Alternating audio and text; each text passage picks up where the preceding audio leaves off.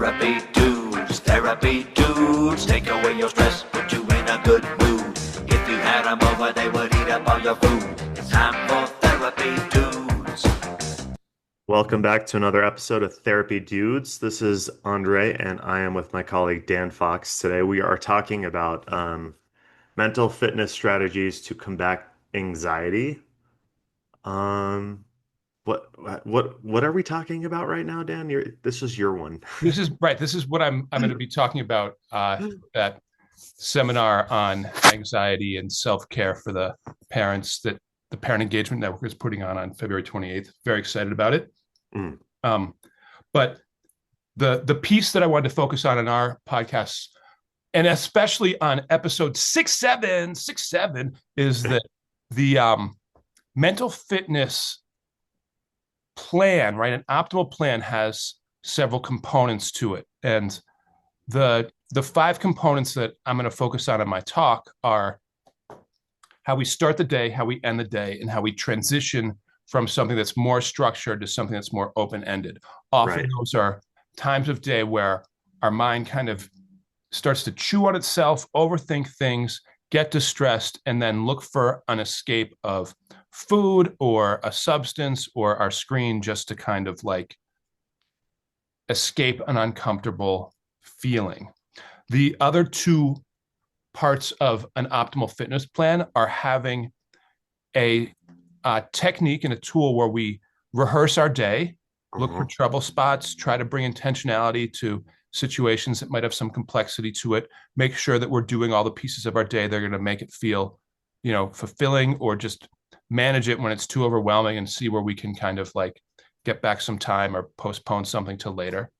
And then reviewing the day, right? Looking back at the end and getting that sense of closure on however we started things and being able to give ourselves some feedback about, how realistic our plan was for the day, about whether or not we were able to manifest whatever our intentions are.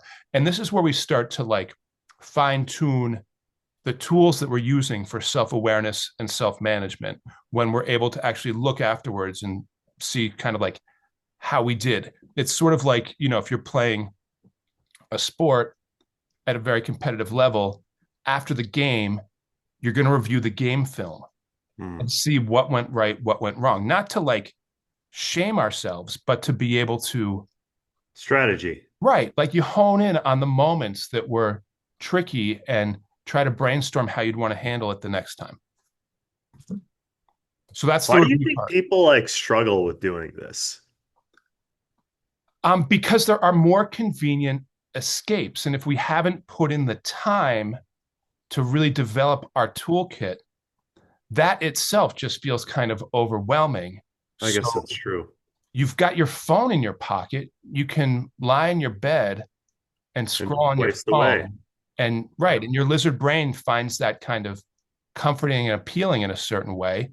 We get the chemical payoff of the dopamine hits, even though we don't get the psychological payoff of what naturally occurring dopamine was supposed to be indicative of. So, dopamine is kind of the reward our brain would give us when we do something that improves our life, Right. right? Makes us more safe, secure, advance our social relationships. We learn a new skill. We, like back in travel days, build a hut, gather food. Those kinds of things would naturally bring dopamine, but we'd also get the psychological benefit of feeling like, all right, I took care of business today, or feeling more confident, or recognizing that we've done something that has improved our situation so that we can feel at ease. Yeah. When we're scrolling on our phone or playing a video game or getting these hacks from social media that give us a little bit of dopamine, we know we haven't actually done anything to help our situation. In fact, we've avoided the things that we needed to do that are actually going to improve our life. So there's this kind of hollow feeling. It's like, all right, even though that was sort of comforting in the moment, at the end, we're not left with this sense of satisfaction. It's more regret. Right. Yeah, and I think that a lot of people have bypassed this natural evolution, right, of moving towards dopamine by addictive behaviors that are screens and whatnot, because the attention economy has really bloomed and everything's kind of wired against us in this way, like everything functionally is going to be like this. So you have to be more intentional than ever. You really have to be more conscious than ever around creating tools like this and understanding what makes you tick. And I honestly feel for everyone who's growing up in this generation where screens and all these electronic addictions are hijacking them. Yeah, I think it's especially tricky for people that are at a sensitive period of brain development. So the younger generation, right, middle schoolers, high schoolers, when this attention economy has gotten so thorough and sophisticated, right, to be able to navigate that is tricky. But especially on a day like today, episode 6, 7, I feel like it's important to break down our terminology so that the viewers understand. So just a quick dive into attention economy. When we're talking about things like scrolling on our screen or playing computer games or social media, the developers of these apps and these games have a capitalist system where our attention is the commodity, right? They get paid by getting people's attention because then they can put advertising in there or in game. They can distract somebody and get them to click to like pay a little extra money for some cosmetic improvement to their character, or they Right. can create one of these gambling situations where you buy a few opportunities to try to get a special item or things like that. So the attention economy is about how these days, like they are trying to consume as much of our time and attention as possible because that's how they're successful. And the algorithms are very sophisticated because they track what we're looking at, what we're clicking on, how much time we're spending on different things. When they put out notifications or Mm. present something as an opportunity to click on, they're checking the rate of return on how often we do that and optimizing what's going to get us sucked in by just learning our behaviors. It is, and it's 100% at our expense. This is, in my opinion, this is like a disease. This is like a pandemic. Oh yeah, and absolutely right by 2016, Hmm. this was being used for every voting adult in America, where they had tens of thousands of behavioral data points on people. And that was a decade ago. Yeah. Imagine how much things have evolved since then. Right, right. So anyway, we're pushing back on that with a mental fitness plan, right? Mental fitness is about figuring out the things that we need to do as practices to have a healthy nervous system, emotional state, be able to be self-aware and have good self-management skills. So a lot of that also has to do with the idea of not being sucked into our screen. And I want to just present a technique that I've been really getting excited about called the emotional freedom hike. Okay. That's So interesting. I want to encourage you to give this a shot at some point, Andre. So the emotional freedom hike is a way to really transform your life in an hour. It can really change everything. A lot of times people are looking for these quicker fixes, and I want to offer one today. So we live in the foothills. It's really easy to go up and find an overlook, right? And that's part of the process here. So we want to hike to somewhere where we can kind of have a good view, be sort of above the normal landscape, and to be able to kind of look out and get that kind of inspiration and sense of like possibility, as well as sort of peace as we get up to an overlook. So on the hike up to the overlook, we want to be thinking about how, today is the day. I'm going to feel better after today, right? The change is going to happen. I can actually feel this emotional release, feel a sense of freedom, feel good about myself. feel confident about my future, and that that's going to happen today. Hmm. And I like to encourage people to, when they get to the top of the overlook, right? Like remind themselves of those things, remind themselves of who they want to be, their vision of how they want their future to be, and the realization that like this is the moment, right? We're going to become emotionally free. And then I like people to send me a selfie, right? God. Take a picture of yourself as you're at the overlook, right? So the overlook's kind of in the back of the picture, smile at the camera, send me that picture and say, this is the moment that I'm going to become emotionally free. Huh. And then take your phone and throw it over the overlook. Your new Oh, life will begin. you want me to do this? You need to be my first, you need to be the pioneer of this emotional freedom hike. Can I use a flip phone that I used to have? No, that's missing the point. Oh, okay. You gotta go full on, right? You gotta just break the cycle I'm of too the phone addicted. addiction. I'm sorry. How am I going to Someday, text someday. you? You gotta do it, but you take the selfie, you send me the picture with the text message, and then you throw your phone over the I over. guess we just never talk again after that. Because how do we communicate? You still have your computer. You can send me an email. Oh, I okay. bet you have like some kind of other device to send messages. I think you'll be okay. Okay. I, I All think right. you get a dumb phone that only texts. Take your old Okay. flip phone and go back to that one. I've thought about it. All right. I'm hoping you're going to be my pioneer, but I'm not going to hold up that much hope. Well, I was just thinking maybe we could just go on a hike, you and I, and And throw our but phones I off could the do side yeah of the overlook together. together. We'll have to buy some fake phones though. I don't know about that last part, but no, it's a good idea. You know what this makes me think? What? What viewers actually really need to learn, and in my opinion, more than anything right now, they need to learn how to delay gratification, instant Mm. gratification. You need to be able to learn this skill. If you cannot learn this skill at this point, you're gonna struggle. Right. You No, our have to screens are learn. way too addictive and enticing if we need an immediate relief or reward. Right. Well, that's what has been hijacked by the way that the attention economy works and everything like that. You are literally your success, your relationships, everything's kind of being hijacked by the attention economy. So you have to learn how to delay gratification. You have to learn how to not get a cheeseburger at McDonald's every time you're hungry. You have to learn how to go home and, I don't know, cut up something and cook it. Yeah. Like you have to learn these skills because if you don't learn these skills, you're not going to get to a place where you can build any kind of blueprint for conscious daily mental fitness. I mean, Right. that's the And first and step.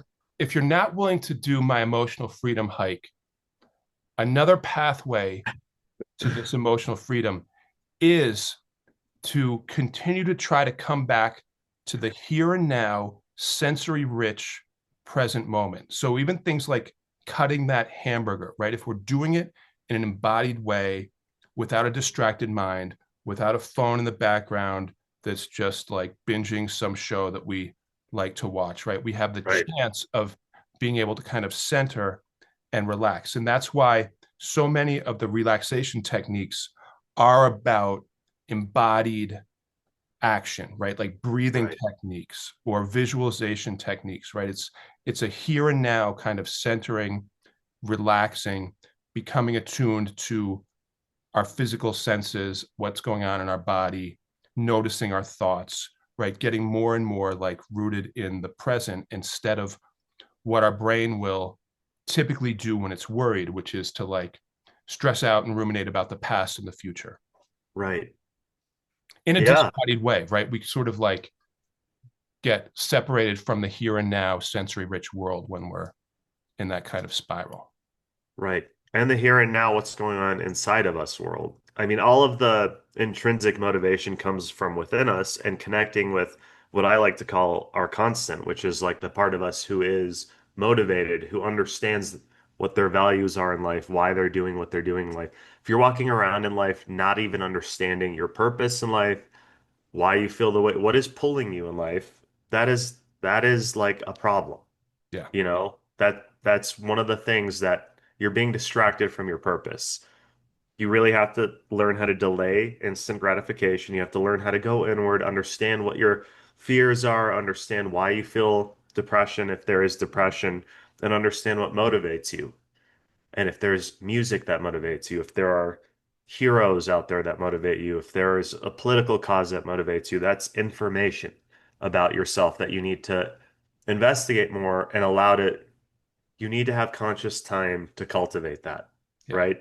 And turning that as a driving factor in your life, which gives you that sense of accomplishment and that dopamine hit, right? Yeah. All right. I want to spend a few minutes digging into my evening routine Oh, let's hear because it. it needs work. Okay. Um, I'm a sure it lot of a does. lot of it is about execution and not knowing, right? I don't need to like brainstorm the strategy. I know kind of what the components are. It's just about execution. Okay. And the problems with execution are that at the end of the day, I'm generally more tired. My willpower is diminished. When I'm really off, I'm just wandering back and forth to the fridge or the pantry looking for sugar or carbs or Right. something salty and just like shoveling food into my body because when we're kind of unconsciously trying to get away from uncomfortable mental states, Hmm. there's this sort of like lizard brain Comfort. cycle of like Yeah. looking to sedate with comfort food.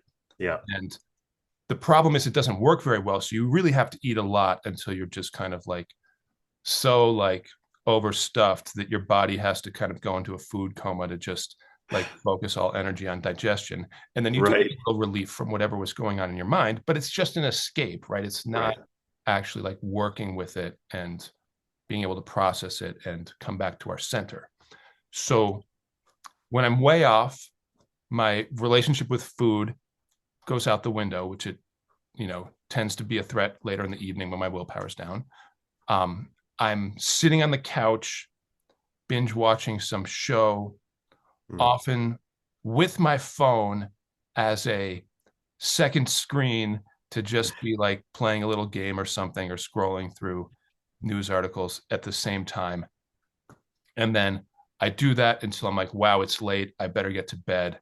Okay. And then I go to bed. The one piece that is always in there is Mm. that I stretch right before I lay down. I do that in my room before I lay down because my back will give me immediate horrid feedback the next morning if I haven't actually like tended to that routine. So that part is consistent. When I'm Okay. on my game though, I'm checking a few more boxes. One, instead of just like eating a bunch of crud, I drink some tea and then brush my teeth Oh, because good.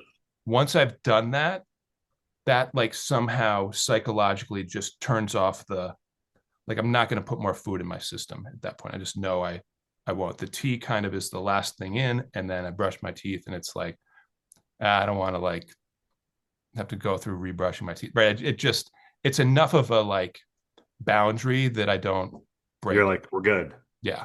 Right. And then I check a couple of additional boxes. One, I check in with my kids. I know we've talked about it before. Let's talk about it again on episode 6, 7. I just got 6, 7, 6, 7, 6, 7, 6, 7. It's all about it. Okay. So I like to, keep tabs on how they're doing and provide a little executive functioning support for them around their organization of life and academics and help them sort of rehearse what's coming in there next day. So I check that box. I connect with Rachel, right? I check in, see how her day was, see how Oh, we that's can like sweet. share and connect a little bit, think a Yeah. little bit about what our next 24 hours are going to be like, Yeah. some sort of shared rehearsal review process. Okay. That's good. Um, the last two boxes, if I'm, and I don't have to check all of these, but if I'm working on this checklist instead of just lying on the couch, scrolling and watching TV at the same time, right? Then I'm in a good place, right? I just feel more like I'm centered and I'm actually like engaging my life. But the last couple boxes, one is to just tend to the living space downstairs. I know I'll start the day better in the If it's morning if I clean. come down to a clean space. Right. If I come down to a nasty space, I have like a great narrative routine that makes me feel completely miserable where I'm just like, ah, looks like the maid has to do all the work again. And I just like, Yes. get myself all like worked up about how I'm getting disrespected by the rest of my family members. Right, If right. I tend to it in the evening, sometimes I can even recruit somebody to help out and we just sort of like bang through it pretty quickly. And it's Oh, good. the other piece that is a good box to check is that I usually have a running checklist of just tasky stuff that I need to do for work or billing or emails or like just whatever. If I do a little something, it could be even like a home project that has to get sort of tended to, right? If I can check something off that list, then I feel like, all right, I've made use of that time. I didn't just sort of piddle it away in a way that I'll regret at the end of the night or the next morning. So Well, that's I'm a hard. little offended. There's not one more thing you want to add to your evening routine? Not Yeah, one no, more? I send a message to Andre, tell Okay. him that I love him Thank and you. say good Oh, night okay. and hope he had a good All right. evening. Thank you. Because you know what I'm thinking at the end of the night is nobody loves me. So Right, right, okay. Okay. right. I'm totally kidding. So, you could Oh, just that's add a great. little bit of compassion into your routine, Dan. You can use it. Okay. Nice, nice. Well, and it's actually right, like when we extend out and are conscious of how to be helpful to other people, that's typically a kind of freeing emotional experience, right? We feel It good is actually. about that. When we're Yeah. focused on our own sort of list of worries and past regrets and future worries, that that tends to be misery making. Right. But when we're Yeah. thinking about how to like help our family, check in with our friends, put a little fuel in their tank, right? That's usually a safe place for our headspace to be. That's true. And to be fair, you actually do check in. So just so the viewers know you're not a cold man. Only when you're at basketball. I don't know what that's about still. But viewers, we all heard Andre needs some more of that. He needs a little nighttime love. Just a little bit. So I'm not sure how to like I think just speaking it, right? Naming it to tame it. I like Right. that what you said in the last episode, right? Like that part of me sharing this is about that, trying to like get a little more conscious of my intentions in the evening. Mm. But I think there's also some part of when I rehearse the day, I don't just like we were talking about with you last episode, I don't typically rehearse the evening because the evening is sort of like what starts for me when I feel like I've checked off the like main boxes, right? Kids have gotten Yeah. to and from school and to and from their activities. I've finished my work day. It's like time to shift gears. Right. And I just don't sort of see the evening as like part of that rehearsal thing. But I think that would help to like kind of open and close the whole experience better. I think one thing that would help me for the evening is reading more. I used to read a lot in the evening. It helped narrow my focus around things. And I honestly don't believe that enough people are intellectually stimulated. So at the end of the evening, when everything your brain is constantly looking for information to process and figure out. If you don't narrow that down when you're tired and everything's kind of less focused, you can end up thinking about things in a way that's biased and distorted and feeling bad and going to bed that way. So Yeah. that's one of the things I'm going to change is I'm going to start reading a little bit more, even if I'm really tired. Nice. Do you have a Yeah. book currently on your radar? I do have a book currently on my radar. I have a couple of books actually. I don't know which one I'm looking around at all the books that I have. I had this phase recently where I bought a lot of books that like look really interesting. Right. and I just didn't read any of them yet. They're all in What was the psychology. genre? Were they all like relationship self-help psychology books? Well, not all relationship self-help, but some of them, so one of them's about the attention economy. One of them's Okay. about relational stuff. Yeah. One of them's actually a book on near-death experiences that people have Wow. reported. Yeah. Just Cool. stuff like that. Things that Yeah. I can, you know, I don't know, focus on to help me kind of wean off of the negative thought cycles that can happen at night. Yeah. I mean, I Yeah. think books are so much more like deeply engaging than scrolling, right? Right. Scrolling either through videos or endless Ugh, news articles. That doesn't kind of fill our cup the way getting like an entire like experience from an author that's, well written right. on a topic that we are interested in. Right. And I think reading really helps people, focus in general. They help people understand how to use words, which is important, how to, because words are powerful, how to, be more eloquent in general, and how to shape thoughts in a more organized way, because books are written that way, Yeah. and connect things. And I don't know, it just uses a different part of your brain that can help you. I mean, I wouldn't say that this is bypassing. I would say that this is more like developing, muscles in a different area of the brain that might be underdeveloped. Yeah. And we get into a flow state with it. And anything that we're in a flow state with, I think, is naturally, kind of like holistically benefiting our mind, body, spirit, all that. Right. As long as it's not a flow state of scrolling. Yeah. No, that's not a flow state. That's right. That's like an offline state.